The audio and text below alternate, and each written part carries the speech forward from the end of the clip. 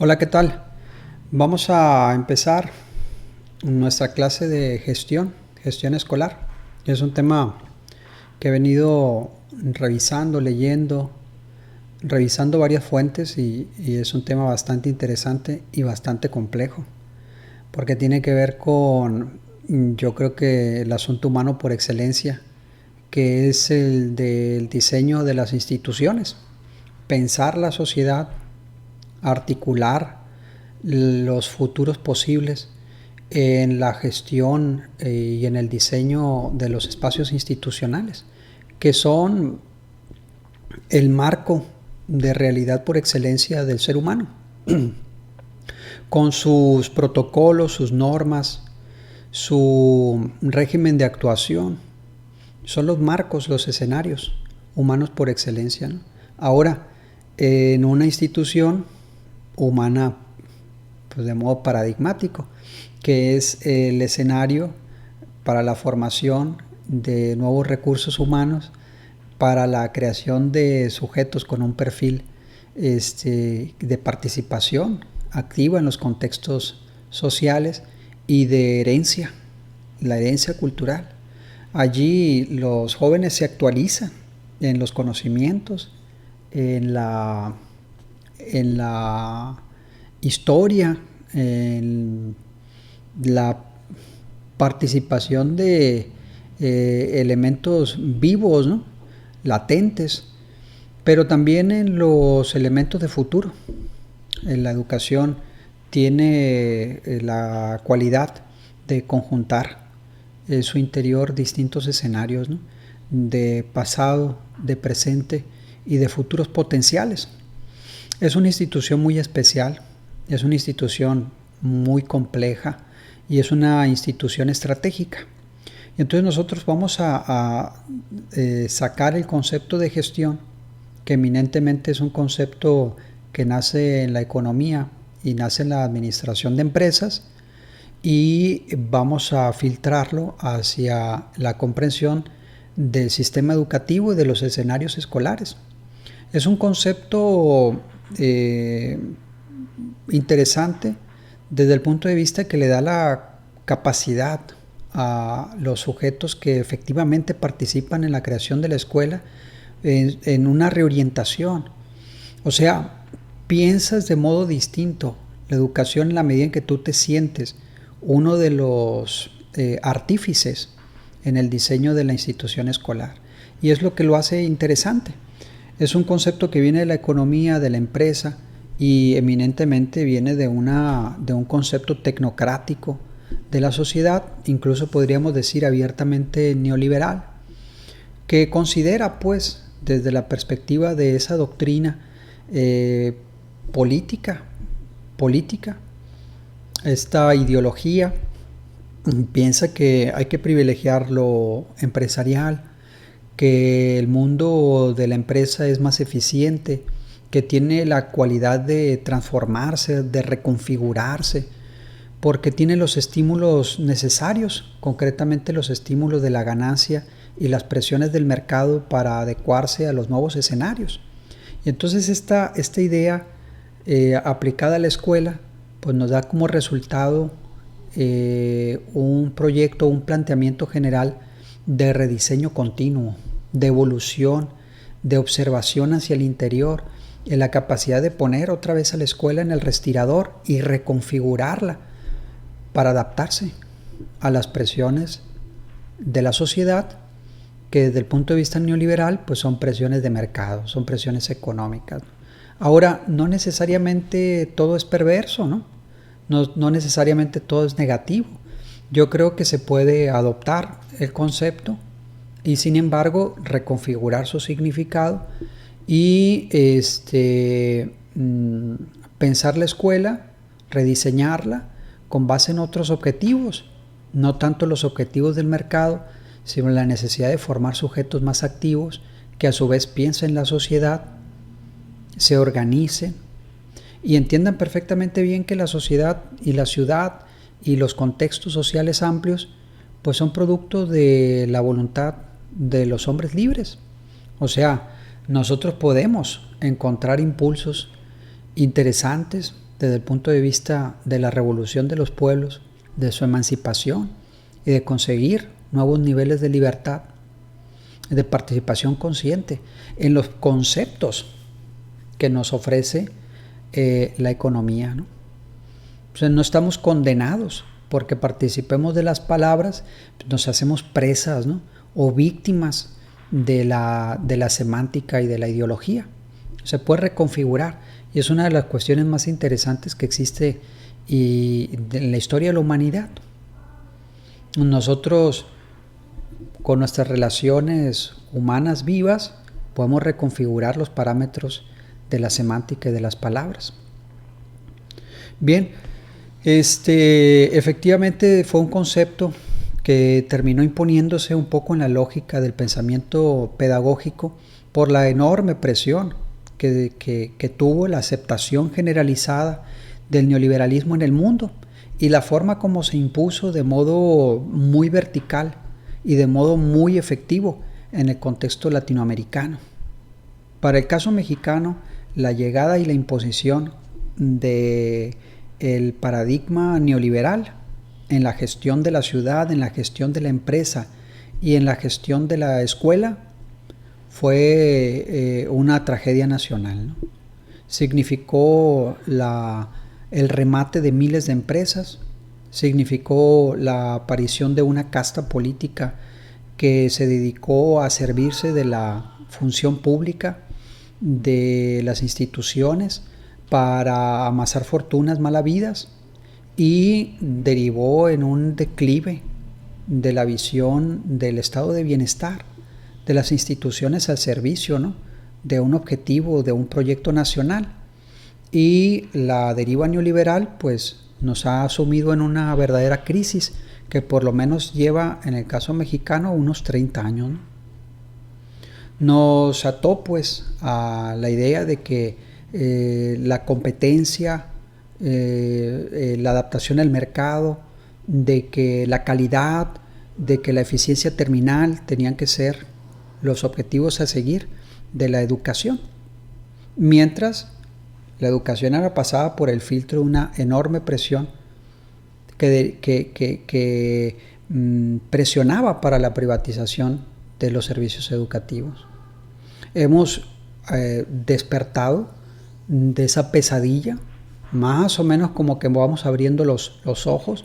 Todavía estamos aturdidos por la pesadilla neoliberal y estamos haciendo el balance de los daños y estamos tratando de crear un nuevo camino, el camino del bienestar, el camino del Estado que mira en el centro de sus funciones conseguir la consecución del bienestar popular.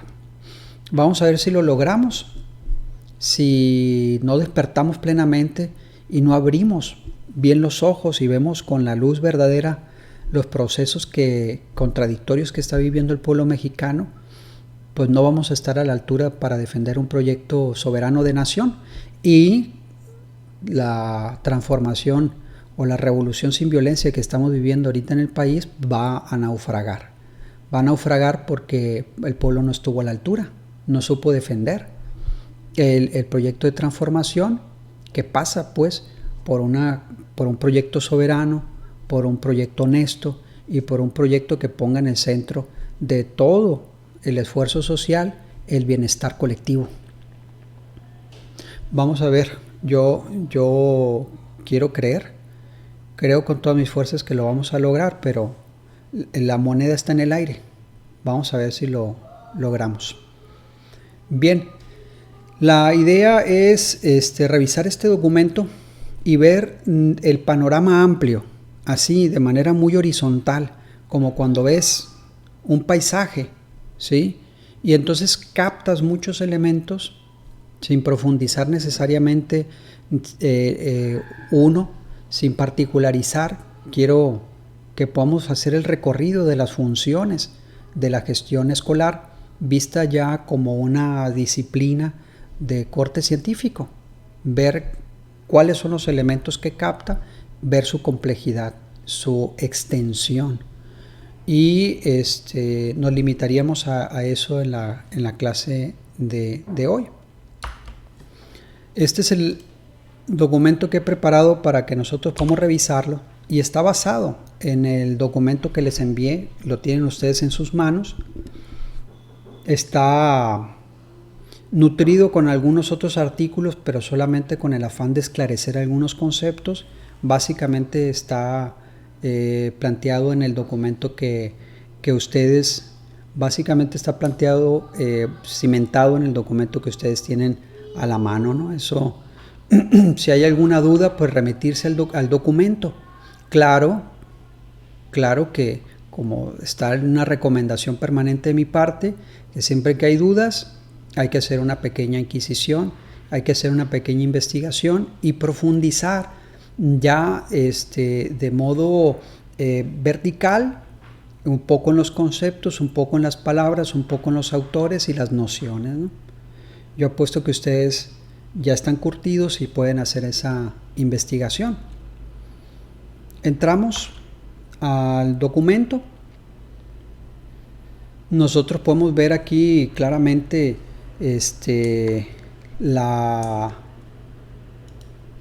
podemos ver claramente aquí la presentación, la gestión escolar.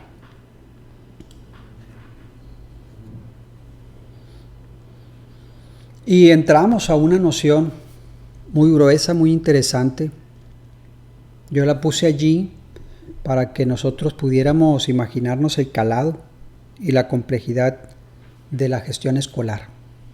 Puse gestionar adecuadamente la educación, significa garantizar una buena educación para toda la población.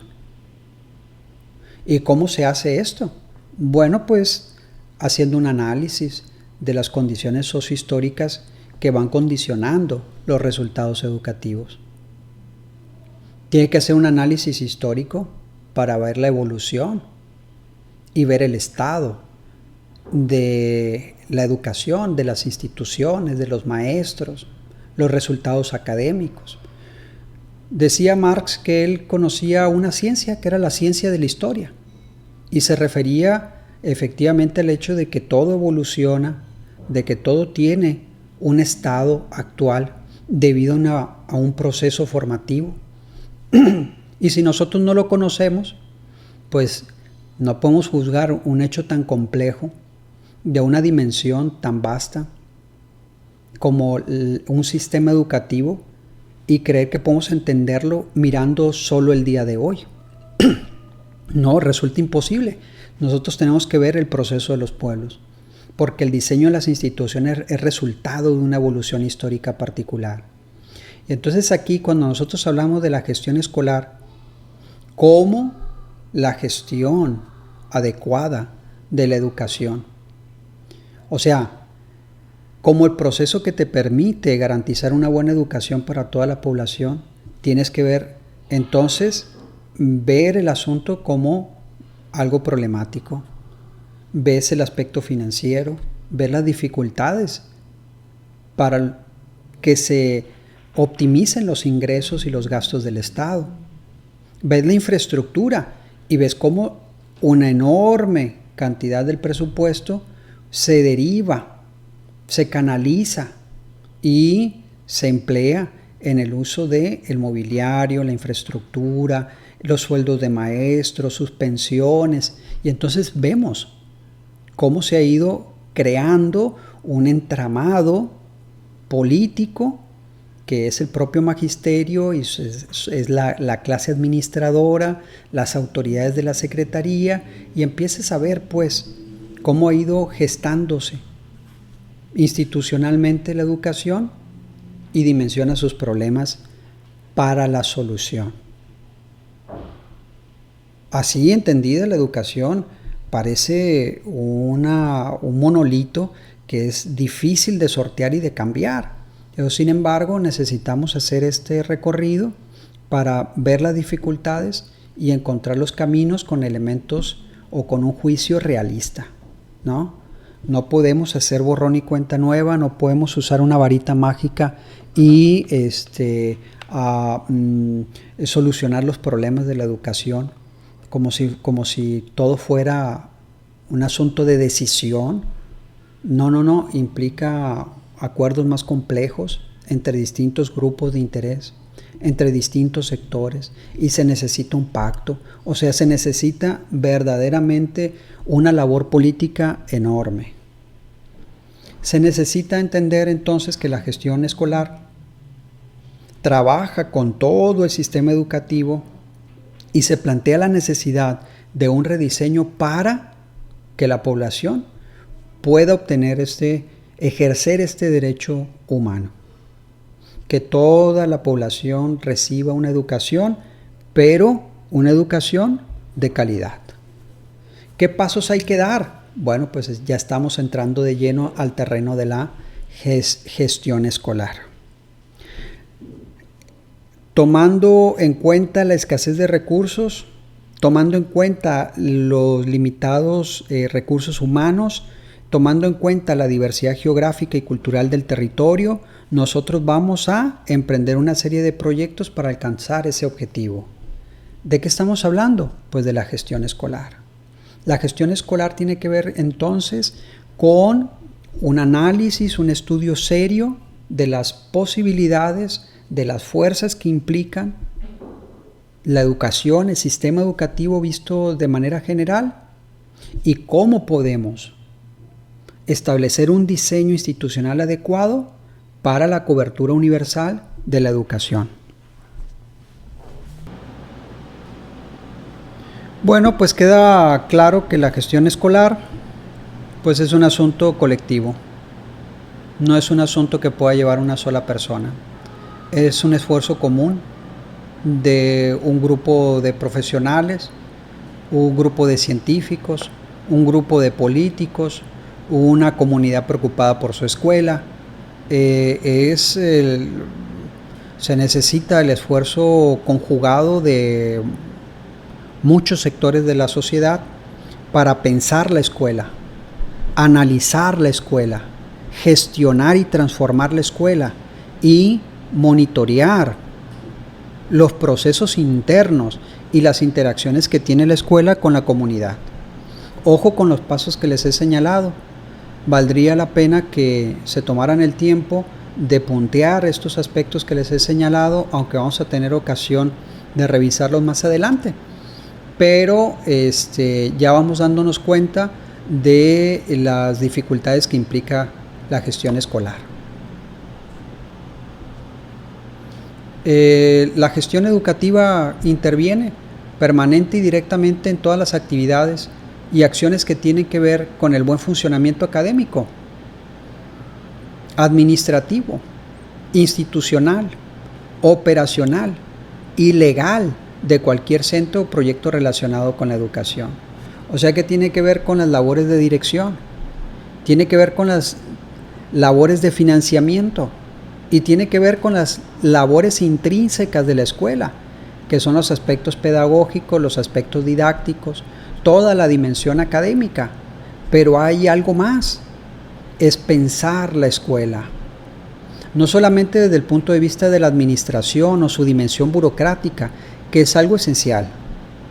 No, sino pensar la escuela como algo vivo, que nos permite observar sus procesos y que nos permite de esa experiencia cotidiana ir tomando indicios, tomando elementos que nos permiten cambiar el modo de intervención, cambiar las clases y establecer pequeñas políticas que inciden en parte del proceso. Por supuesto que necesitamos crear un modelo de gestión que nos permitan tomar los datos, tomar la información, sentarnos a la mesa y encontrar el modo de filtrar todo esto y observarlo, quizá estadísticamente, con informes periódicos, para tomar decisiones, y esto también es parte del diseño institucional que involucra la gestión educativa.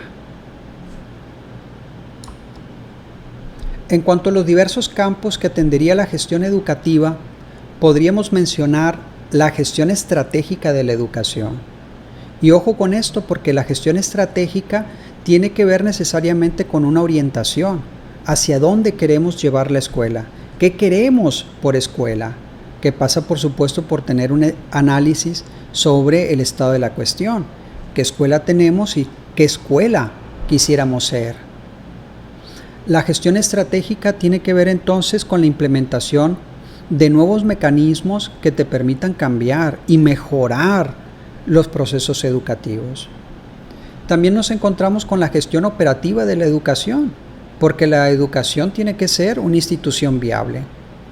Tiene que tener reglamentos, tiene que tener horarios, tiene que tener objetivos claros a corto, mediano y largo plazo, y esos procesos son los que necesariamente hacen de ella una institución, que nos permite heredarla a la siguiente generación. Porque, ojo, los individuos en los contextos institucionales son funciones. Cumplimos un papel, pero somos reemplazables. Eso es lo que le da su fortaleza institucional e histórica a las instituciones. Que tú llegas allí, cumples una función, estableces protocolos y te ciñes a ellos, y después te marchas para que la siguiente generación establezca sus propios criterios, se apegue a sus protocolos impuestos, previamente definidos, y después sea reemplazado por la siguiente generación. Las instituciones nos trascienden históricamente, y he ahí su fortaleza, he ahí su trascendencia, he ahí su carácter histórico. Entonces la gestión operativa es algo importante que tiene que ponerse en el respirador de la gestión escolar. Y bien, la gestión funcional de la educación. Este aspecto funcional es importantísimo también. O sea, la vida cotidiana, la forma como opera, la forma como la escuela establece sus objetivos y los logra según los periodos que se establece. Es muy importante tener en cuenta el panorama general para la complejidad, abarcarla, pero también hacer el análisis y distinguir sus etapas, distinguir sus dimensiones. Bien, cubriendo áreas como la gestión directiva, área de gestión pedagógica y académica, área de gestión de la comunidad y área de gestión administrativa y financiera. Como les vengo señalando, yo creo que en todo caso lo que me ha hecho falta un poquito de enfatizar es la dimensión de la comunidad. Poco a poco se ha ido rompiendo el esquema de la escuela cerrada, de la clase con un telón que impide a los testigos, ¿no? O sea, esa secrecía del maestro-alumno en el aula.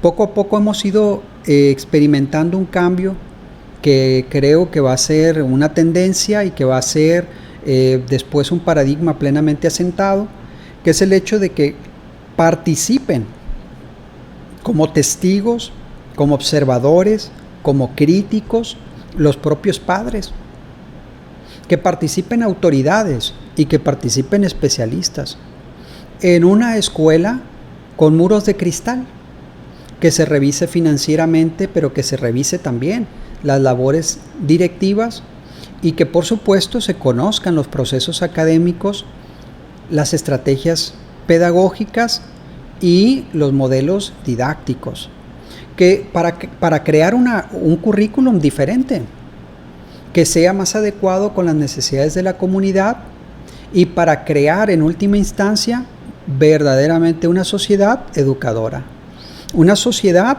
más culta y preocupada por el espacio escolar y que coadyuve todos, no solamente como árbitros, no solamente como censores, no, además que se entienda perfectamente bien que el padre de familia, que los directivos, que las autoridades tienen una importante labor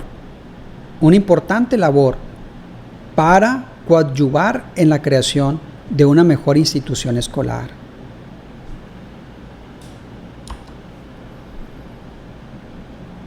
Bien, necesitamos estudio y análisis de los contextos y condiciones en donde se llevan a cabo los procesos educativos, el análisis de las condiciones y ambientes donde tienen lugar los acontecimientos educativos. Como les señalaba, la gestión escolar tiene que partir del estado de la cuestión. La gestión escolar necesita los elementos históricos que le permitan comprender a qué se enfrenta. Entonces necesitamos un diagnóstico. Es muy importante entender esta parte.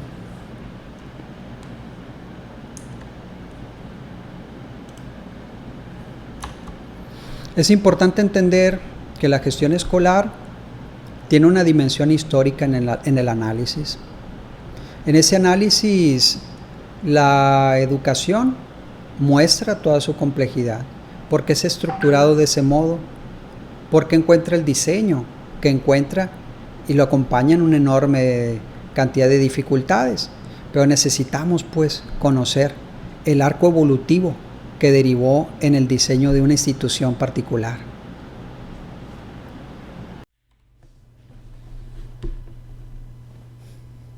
También es claro que este diagnóstico no lo hace el profesor solo, no lo hacen los directivos solos, lo hace una comunidad preocupada por la escuela, por el aprendizaje de los niños. Y por supuesto se hace como resultado de un debate social más amplio, que yo pienso que ya está aquí, porque se ha hecho una crítica muy exhaustiva de la educación, de los resultados, de sus funciones, de la forma como incide en la vida de la comunidad. Esa crítica, ese ambiente de debate de la educación ya está presente. La cuestión está en que no se ha evolucionado, no se ha dado un paso más adelante en el sentido de establecer propuestas concretas, modelos que hay que poner a prueba en el aula. Estamos en un proceso de continua reforma. Parece que no hemos llegado a esa segunda instancia en la que ya un modelo determinado de gestión, de administración, una teoría, un modelo educativo puede aplicarse y entonces pasar a una tercera etapa, empezar a monitorear el proceso, empezar a registrar los resultados y hacer las adecuaciones.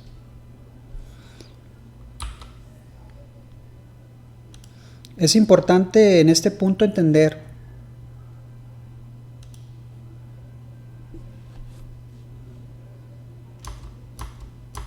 que cuando hablamos del estudio y análisis de los contextos y condiciones en donde se lleva a cabo los procesos educativos, pues no es un área un objetivo que pueda cubrir un reducido número de personas, ni siquiera que se pueda dejar en las manos de los profesores. Es una sociedad que tiene que repensarse, es una sociedad que tiene que hacer un análisis muy serio, necesariamente histórico, de cómo llegamos a ser lo que somos y que tiene que hacer propuestas de futuro, pero también de manera muy programática, con mucho tacto, mucha capacidad, decir cómo podríamos, o sea, qué pasos dar para transitar a una nueva situación. Y aquí se toma la medida real del problema. Nosotros no podemos responder a una pregunta tan difícil como ¿qué educación queremos? Si no podemos plantearnos a su vez qué sociedad tenemos que ser. Yo creo que es una cuestión de orden político de enorme trascendencia. Ahí sí tenemos que ser muy honestos y decir que no podemos encontrar una nueva forma de educar si no encontramos antes una respuesta que implique ser una sociedad diferente. No podemos tener una educación diferente si seguimos siendo una sociedad llevada de la mano por gobernantes corruptos, por instituciones disfuncionales. Necesitamos trazar un nuevo proyecto de nación para desde allí, con una divisa más clara, un camino, una meta más clara, ser una sociedad diferente y mejor, podríamos empezar a encontrar por lo menos las preguntas adecuadas para construir una nueva educación. Entonces, cuando hablamos de este estudio, pues es un estudio colectivo, es parte del debate público. Y este análisis necesariamente implica varios actores. Tiene que hacerse un análisis honesto.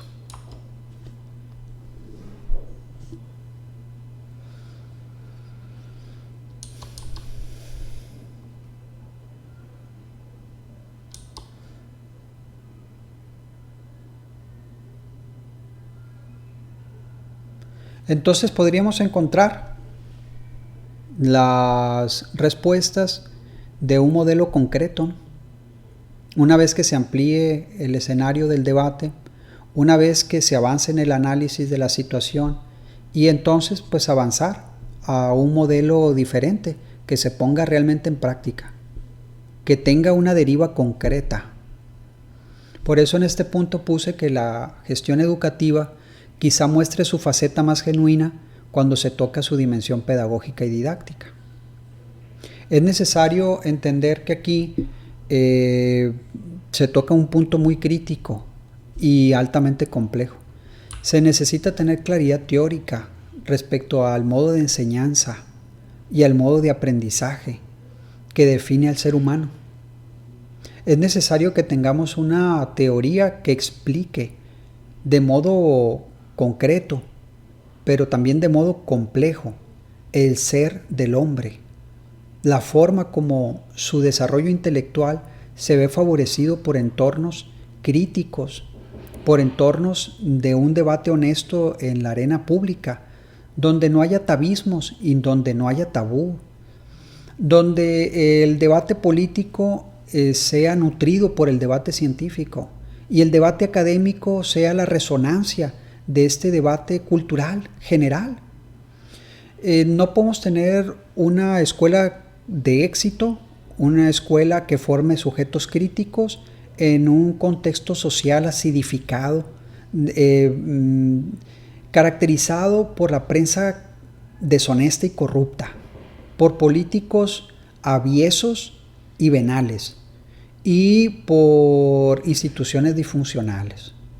Es necesario crear una sociedad más abierta, más horizontal, más democrática, de mayor participación, donde las polémicas y los debates sociales deriven en políticas concretas, que por supuesto tengan la meta de llevar mayor bienestar, de llevar mayores niveles de bienestar y salud y seguridad para la población. O sea, en la medida que tú vas haciendo una reforma general de la sociedad, tú vas integrando con coherencia una reforma integral de la educación. Pues no puede ser de otro modo. No puede ser de otro modo. O sea, nosotros tenemos que derivar de un debate social amplio la escuela que queremos, pero eso pasa por desear ser una sociedad mejor. La gestión educativa, insisto, quizá muestra su faceta más genuina cuando se toca su dimensión pedagógica y didáctica. En este sentido, consideramos que la formación, el trabajo, la investigación y análisis del proceso de enseñanza-aprendizaje se retroalimentan, porque efectivamente el maestro analiza sus propios procesos. El maestro analiza al alumno desde la perspectiva de una teoría. El maestro busca la explicación teórica y el método adecuado para el desarrollo intelectual integral de sus alumnos. Piensa la escuela como un proceso y piensa la escuela como el escenario ideal para el desarrollo intelectual. Por supuesto, la escuela tiene que entrar en sintonía con otras instituciones culturales. La escuela en México está sola. La escuela en México lleva la enorme carga de enseñarle a los niños los contenidos, enseñarle a pensar a los niños, desarrollar las condiciones ideales para suscitar procesos psicológicos superiores. Y podríamos llenar de expectativas todo esto y ambiciones y decir que los niños hablen con corrección, que hablen con propiedad, que piensen claramente en los contenidos escolares, que debatan niño con niño, que de manera grupal se integren en la formación mutua, que creen grupos de discusión, de investigación, que los niños produzcan contenido, que los niños participen en la creación de páginas web, que participen en la creación de contenidos vía internet. Y entonces los niños que produzcan un microclima de debate, de interacción intensa en lo intelectual.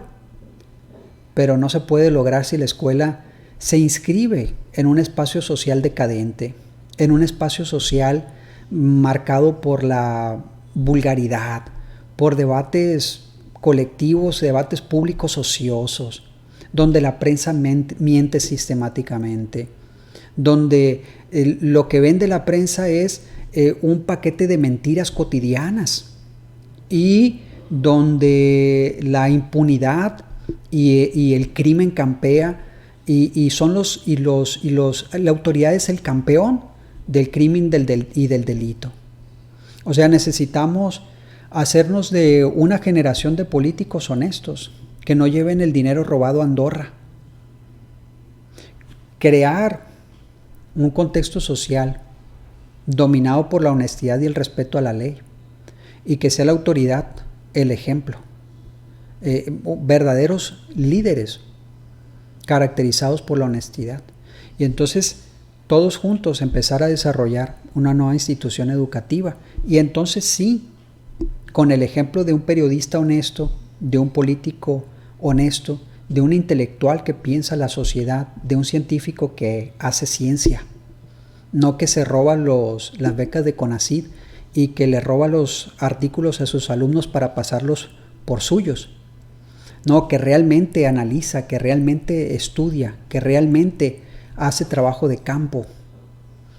Y entonces, con la ayuda del maestro, del intelectual, del político, de muchos actores sociales, ir construyendo por todos los costados, desde arriba, desde abajo, una nueva escuela que tenga sentido para una nueva sociedad. Tenemos allí, pues, que entender que la gestión educativa implica poner a la escuela bajo cuestión en todos sus procesos.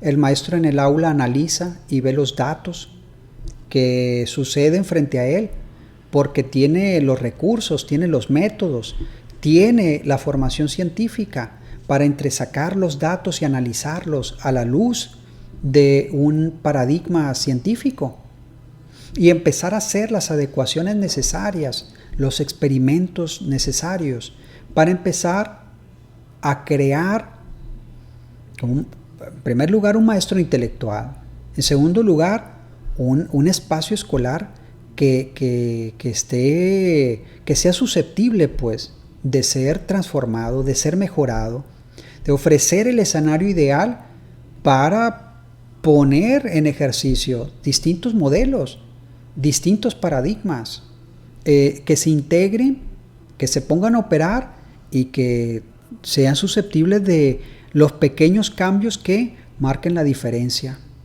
Al final de cuentas, de lo que se trata es de que un maestro con preocupaciones intelectuales forme a los alumnos con el mismo tipo de intereses. Depende de la gestión escolar establecer estas dimensiones como una unidad positiva. De ello depende, por supuesto, que la gestión se convierta en una disciplina científica orientada al campo educativo. Porque la educación no está diseñada una vez y para siempre, y son los propios actores los que deben de llevar la vanguardia en este debate que implica la transformación del sistema educativo. La pregunta final, la que yo quiero dejar abierta, no quiero abordarlo y cerrarlo, me gustaría que fuera una pregunta filosófica que estuviera en el horizonte de nuestras preocupaciones, pero de ningún modo me atrevería a responderla y cerrarla y dejarla como asunto ya abordado. Me gustaría ponerla allí en el panorama y que se volviera el eje de una serie de reflexiones para nosotros, como un concepto eminentemente económico y de origen en la arena empresarial, como el de la gestión escolar, pasó a formar parte del discurso pedagógico. Y aquí hay una cuestión de orden histórico y también hay una cuestión de orden económico y político. También una cuestión ideológica. Cómo la institución escolar fue vista a la luz de una serie de preocupaciones de un orden que va más allá de lo pedagógico o lo genuinamente psicopedagógico, y se convirtió en una especie de proceso de manufacturas inspirado en los discursos empresariales, que finalmente terminó impactando discursivamente en el concepto de calidad, que parece antinatural, antitético y hasta adverso, ¿no?, para definir el proceso formativo de la mente. Por supuesto que, tomado con la perspectiva adecuada, es un concepto que te permite actuar de manera muy activa en el diseño y rediseño de la institución, pero sí es importante entender de dónde vienen, de dónde migran los conceptos, porque en buena parte van determinando nuestro modo de actuar y nuestro modo de pensar.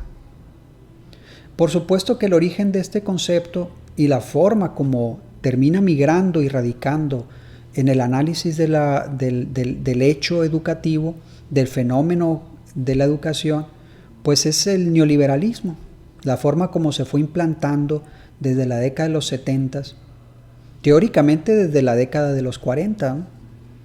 Pero en el plano político, en el ejercicio de un planteamiento ideológico doctrinal, tiene su origen en la década de los 70, en el esfuerzo de una élite por imponerse a la visión del Estado, supliendo el Estado benefactor para establecer un concepto reducido del Estado al servicio de intereses económicos y financieros muy concretos.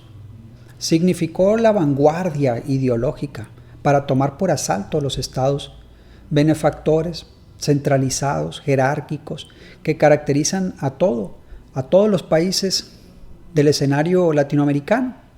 Y poco a poco, desde las universidades de Estados Unidos, terminaron imponiéndose como élites políticas, que, asociados de modo deshonesto con las respectivas élites económicas de cada país, con viejas familias de ganaderos, con intereses mineros, que formaban parte del jet set de las empresas transnacionales, terminaron por tomar por asalto al Estado en Argentina, en Chile, en Uruguay, en Perú, en México, y terminaron creando un discurso que legitimaba el asalto del poder, esta puesta de rodillas del Estado benefactor, que terminó perdiendo esta dimensión social populista, por supuesto, que terminaba por considerar como algo real, como algo primordial, el desarrollo de la industria, el desarrollo productivo, el crecimiento económico en pos de las familias de cada nación. Empieza un proceso privatizador de entrega de las materias primas, de la base productiva de la industria, puestas al servicio de los intereses del exterior. En el marco, pues, de una integración que le llamaron globalización, que nos la vendieron como algo imposible de evitar. Era el único camino. Las élites políticas terminaron cediendo el poder, pues, a los lobbies y a las oficinas ejecutivas de las grandes transnacionales, entregando materias primas, empresas estratégicas, y aceptando y difundiendo el discurso de que lo público era corrupto, de que lo público, el bien común, era sinónimo de corrupción, de ineficiencia, que lo privado era sinónimo de eficiencia, de honestidad, de capacidad de adaptación, de progreso. Bueno, después de 30 años de ejercicio de esa doctrina nos hemos podido dar cuenta, despertando poco a poco de esa pesadilla, que lo privado resultó más ineficiente, más corrupto, y nos encontramos con países puestos de rodillas con la necesidad de recuperar nuestras capacidades productivas y recuperar los conceptos de soberanía, de bienestar, de crecimiento, de desarrollo y de un trabajo productivo con instituciones fuertes que favorezcan el crecimiento soberano de las naciones. Necesitamos recuperar todos estos planteamientos para pensar en un mejor futuro para nuestros países en toda América Latina, una de las regiones más ricas del mundo, pero una de las regiones más desiguales del planeta.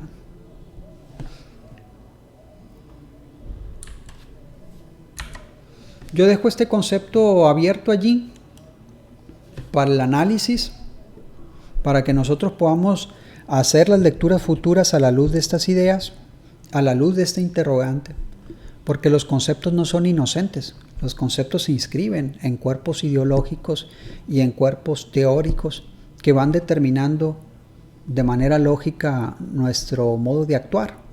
Por eso es muy importante entender, al momento de hacer el análisis y las propuestas metodológicas para la escuela, entender desde qué perspectiva teórica partimos. Porque las perspectivas teóricas son apuestas éticas, son apuestas para construir un mundo pues a imagen y semejanza de los planteamientos teóricos. O sea, hay una coherencia lógica entre el planteamiento teórico que tú adoptas y la realidad que vas a construir a partir de ese instrumento.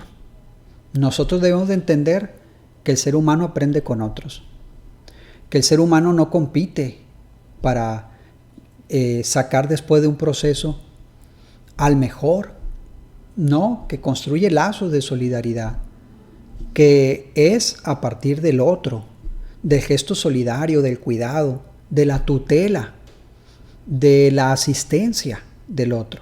Entonces necesitamos modelos solidarios, de construcción común del entendimiento, del conocimiento, y que necesitamos sociedades, por ende, más igualitarias, más solidarias, más humanas, que busquen el crecimiento general.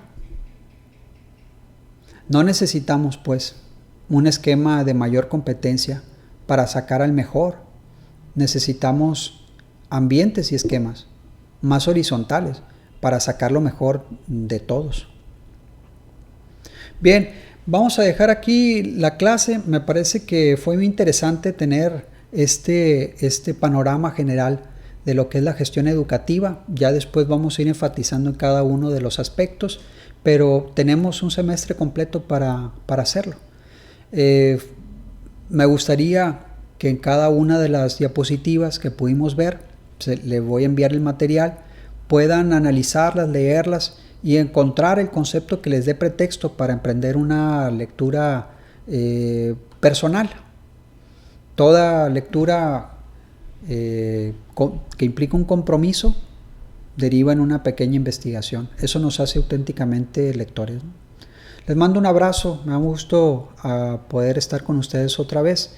Nos vemos dentro de unas semanas. Ya nos encontramos en la semana del descanso, de Semana Santa, pero volviendo vamos a tener oportunidad de seguir conversando y seguir torturándonos un poco la mente. Les mando un abrazo, cuídense mucho.